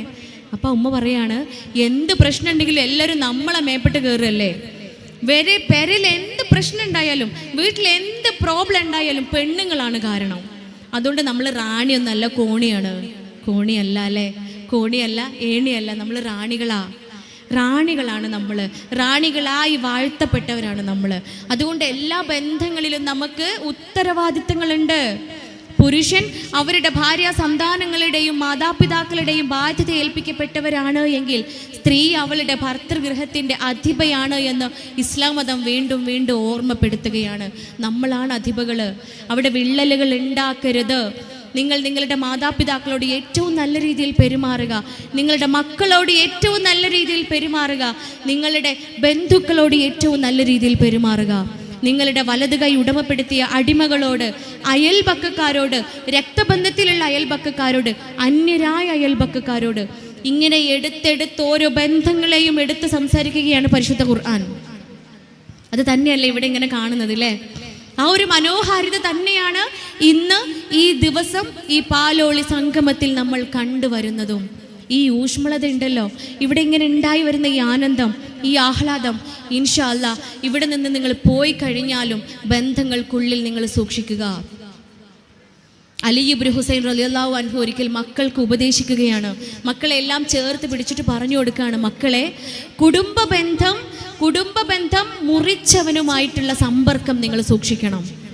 കുടുംബ ബന്ധം മുറിച്ചവനുമായിട്ട് നിങ്ങൾ സമ്പർക്കം പുലർത്തരുത്, അവനുമായിട്ട് നിങ്ങൾ കൂട്ടുകൂടരുത്, നിങ്ങൾ ബന്ധമുണ്ടാക്കരുത്, നിങ്ങൾ ബന്ധം സൂക്ഷിക്കരുത് എന്ന് അലി ഇബ്നു ഹുസൈൻ റളിയല്ലാഹു അൻഹു നമ്മെ ഓർമ്മിപ്പിക്കുമ്പോൾ മക്കൾ ചോദിക്കുകയാണ്, എന്തുകൊണ്ടാണ് ഉപ്പ അങ്ങനെ? ഉപ്പ എന്തുകൊണ്ടാണ് അങ്ങനെ പറയുന്നത്? ഉപ്പ പറയാണ്, പരിശുദ്ധ ഖുർആനിൽ 3 ഇടങ്ങളിൽ കുടുംബ ബന്ധം ശിഥിലമാക്കിയവനെ ലഅനത്ത് എന്ന് അല്ലാഹ് പറയുന്നുണ്ട്. ലഅന എന്ന് പറഞ്ഞാൽ എന്താണ്? അള്ളാഹുവിൻ്റെ ശാപം ഇറക്കപ്പെട്ടവൻ. അള്ളാഹു ശപിക്കുകയാണ്. അള്ളാഹു ശപിച്ചവനാണ് കുടുംബ ബന്ധം മുറിക്കുന്നവൻ. നമ്മൾ ഓർക്കണം അല്ലേ? പലപ്പോഴും വിഷമങ്ങൾ ഉണ്ടാവുമ്പോൾ നമ്മൾ ഏറ്റവും ബന്ധമുള്ള ആളുടെ അടുത്ത്, നമുക്ക് ഏറ്റവും സ്നേഹമുള്ള ആളുടെ അടുത്ത് നമ്മൾ പരാതി പറയും, അയാൾ എൻ്റെ അടുത്ത് ഇങ്ങനെ ചെയ്തു കേട്ടോ, അല്ലെങ്കിൽ അവൾ ഇന്ന് എൻ്റെ അടുത്ത് ഇങ്ങനെ പറഞ്ഞു, അവൾ ഇന്ന് എൻ്റെ അടുത്ത് ഇങ്ങനെ പെരുമാറി, അവൻ ഇന്ന് ചെയ്തത് ഒട്ടും ശരിയായില്ല. കേൾക്കുന്ന ആളുടെ ഉള്ളിൽ ആ വ്യക്തിയോട് വെറുപ്പുണ്ടാവുന്നുണ്ടോ? കേൾക്കുന്ന ആളുടെ ഉള്ളിൽ ആ വ്യക്തിയുമായിട്ട് വിള്ളലുണ്ടാവുന്നുണ്ടോ? ആ വ്യക്തിയോട് അകൽച്ച തോന്നുന്നുണ്ടോ? നമ്മളെയാണ് പടച്ച തമ്പുരാൻ ശപിക്കുന്നത്. നാം ആണ് ആ ബന്ധം ശിഥിലമാക്കിയത്. അതിനുള്ള പരിണിത ഫലം നാം ആണ് അനുഭവിക്കേണ്ടത്. സൂക്ഷിക്കുക, വാക്കുകളെ സൂക്ഷിക്കുക, ബന്ധങ്ങളെ ഊഷ്മളമാക്കുക. നോക്കൂ നിങ്ങൾ, സമ്പത്തിൻ്റെ പേരിൽ ഒരു ഉമ്മയുടെ ഒരേ വയറ്റിൽ കിടന്ന് പുറത്തേക്ക് വന്ന ഒരേ രക്തം സിരകളിലൂടെ സഞ്ചരിക്കുന്ന മനുഷ്യന്മാർ തമ്മിൽ പിണങ്ങുന്നില്ല. 5-10 സെന്റിൻ്റെ പേരിൽ, അല്ലെങ്കിൽ ഒരു മതിലിൻ്റെ പേരിൽ, അല്ലെങ്കിൽ മരം ചാഞ്ഞതിൻ്റെ പേരിൽ. നിങ്ങൾ ഓർത്ത് നോക്കൂ, എത്ര നൈമിഷിക നമ്മുടെയൊക്കെ ജീവിതം. ഈ മൈക്ക് ഇവിടെ വെച്ചിട്ട് എനിക്ക് എൻ്റെ മക്കളെടുത്ത് പോകാൻ പറ്റുന്ന ഒരു ഉറപ്പില്ല. ഈ ശ്വാസത്തെ ഞാനിങ്ങ് മുകളിലേക്ക് എടുത്ത് തിരിച്ച് പറഞ്ഞയക്കുമെന്ന് എനിക്കൊരു വിശ്വാസമില്ല. എൻ്റെ തമ്പുരാൻ കനിഞ്ഞെങ്കിലേ ഉള്ളൂ, എൻ്റെ നാഥൻ എനിക്ക് ആയുസിട്ടെങ്കിലേ ഉള്ളൂ. പിന്നെ എന്തിനാ നമ്മളെ ഇടയിൽ പകയും വിദ്വേഷവും ഒക്കെ? പിന്നെ എന്തിനാണ് കുറുമ്പും കുശുമ്പും ഒക്കെ? പോയി സലാം പറയണം, അസ്സലാമു അലൈക്കും എന്ന് സമാധാനത്തെ വർഷിക്കാൻ പ്രാർത്ഥിക്കണം, കെട്ടിപ്പിടിക്കണം, പൊറുക്കണമേ എന്ന് ക്ഷമിച്ചു കൊടുക്കണം. പരിശുദ്ധ ഖുർആൻ പറയുന്നത് അതാണ്. നിങ്ങൾക്ക് പക വീട്ടണമെന്ന് തോന്നുമ്പോൾ, നിങ്ങൾക്ക് പകരം വീട്ടണമെന്ന്, പക ചെയ്യണമെന്ന് നിങ്ങളുടെ ഉള്ളിൽ തോന്നുമ്പോൾ, നിങ്ങൾക്ക് ഏറ്റവും ഉത്തമം ക്ഷമിക്കുകയും സഹനം അവലംബിക്കുകയും ചെയ്യുന്നതാണ്. പക ചെയ്യുന്നതല്ല, പക വീട്ടുന്നതല്ല. അതുകൊണ്ടല്ലേ ഹബീബ് അള്ളാഹുവിൻ്റെ റസൂലിൻ്റെ പള്ളിയിൽ വന്ന് മൂത്രമൊഴിക്കുകയാണ് ഒരാൾ. ആ മൂത്രമൊഴിച്ച ആൾ അവിടെ നിന്ന് ആട്ടി ഓടിക്കുമ്പോൾ സ്വഹാബിമാരുടെ അടുത്ത് ഉണർത്തുകയാണ്, ഹൃദയത്തെ നീ വിശാലമാക്കണമേ. ഈ പ്രാർത്ഥന സദാസമയം നമ്മളിൽ ഇങ്ങനെ ഉരുവിടാൻ സർവശക്തൻ നമ്മെ അനുഗ്രഹിക്കുമാറാവട്ടെ. നമ്മുടെ മക്കള് തെറ്റുകൾ സംഭവിച്ചേക്കാം. അവരുടെ പ്രായമാണ്, കൗമാരപ്രായമാണ്. പെൺകുട്ടികളിൽ ഈസ്ട്രജനും ആൺകുട്ടികളിൽ ടെസ്റ്റോസ്റ്റിറോണും ഉണ്ടാവുന്ന പ്രായമാണ്. ഈ ഹോർമോണിൻ്റെ വേരിയേഷൻസ് കാരണം പല മാറ്റങ്ങളും അവരുടെ ശരീരത്തിനും മനസ്സിനും ചിന്തകൾക്കും ഒക്കെ ഉണ്ടാവാം. തെറ്റുകൾ സംഭവിച്ചേക്കാം. ചേർത്ത് പിടിക്കുക. വഴുതി വീഴുമ്പോൾ താഴെ തലയിടിച്ച് വീഴാതിരിക്കാൻ താങ്ങായിട്ട് പാരൻസ് ഉണ്ടാവണം. താങ്ങും തണലുമായിട്ട് ഉമ്മയും ഉപ്പയും താഴെ ഇരിക്കണം. ഒറ്റപ്പെടുത്തരുത്. നിങ്ങൾ നിങ്ങളുടെ മക്കളെ ഒറ്റപ്പെടുത്തിയാൽ, മക്കളെ അവഗണിച്ചാൽ, നാളെ പരലോകത്ത് വെച്ച് അള്ളാഹു നിങ്ങളെ കാരുണ്യം കൊണ്ട് നോക്കുക പോലും ചെയ്യില്ല എന്നാണ് പരിശുദ്ധ ഇസ്ലാം പഠിപ്പിക്കുന്നത്. അള്ളാഹു സംസാരിക്കില്ല എന്ന് മാത്രമല്ല, കാരുണ്യം കൊണ്ട് നോക്കുക പോലും ചെയ്യില്ല. തെറ്റ് കാണുമ്പോഴത്തേന് എനിക്കിങ്ങനെ ഒരു കുട്ടിയെ ഇല്ല എന്ന് പറയലല്ല, ചേർത്ത് പിടിക്കുക. ധാർമ്മികതയുടെ വഴി, നന്മയുടെ വഴി കുഞ്ഞിന് കാണിച്ചു കൊടുക്കുക. നല്ല മാർഗത്തിലൂടെ നടത്തുക. ഈ ഒരുമയും ഈ സ്നേഹവും ഈ ബന്ധവും ഇതുപോലെ ഇങ്ങനെ എന്നും എന്നും നിലനിർത്താൻ സർവശക്തനായ അള്ളാഹു നമ്മെ അനുഗ്രഹിക്കുമാറാവട്ടെ എന്ന് ആത്മാർത്ഥമായി പ്രാർത്ഥിച്ചുകൊണ്ട്, നാളെ ഇന്നൊരു ദിവസത്തോടു കൂടി മാത്രമല്ല, നാളെയും ഒരുപാട് വർഷങ്ങളോളം നിങ്ങളുടെ ഈ സ്നേഹബന്ധം ഊട്ടി ഉറപ്പിച്ചുകൊണ്ട് തലമുറകൾക്ക് ഉത്തമ മാതൃകയായി തീരാൻ ഈ പാലോളി കുടുംബത്തിന് സാധിക്കുമാറാവട്ടെ എന്ന് ആത്മാർത്ഥമായി ഒരിക്കൽ കൂടി പ്രാർത്ഥിച്ചുകൊണ്ട്, വാഹിർ ദഅ്വാന അൽഹംദുലില്ലാഹി റബ്ബിൽ ആലമീൻ. അസ്സലാമു അലൈക്കും വറഹ്മത്തുള്ളാഹി വബറകാതുഹു.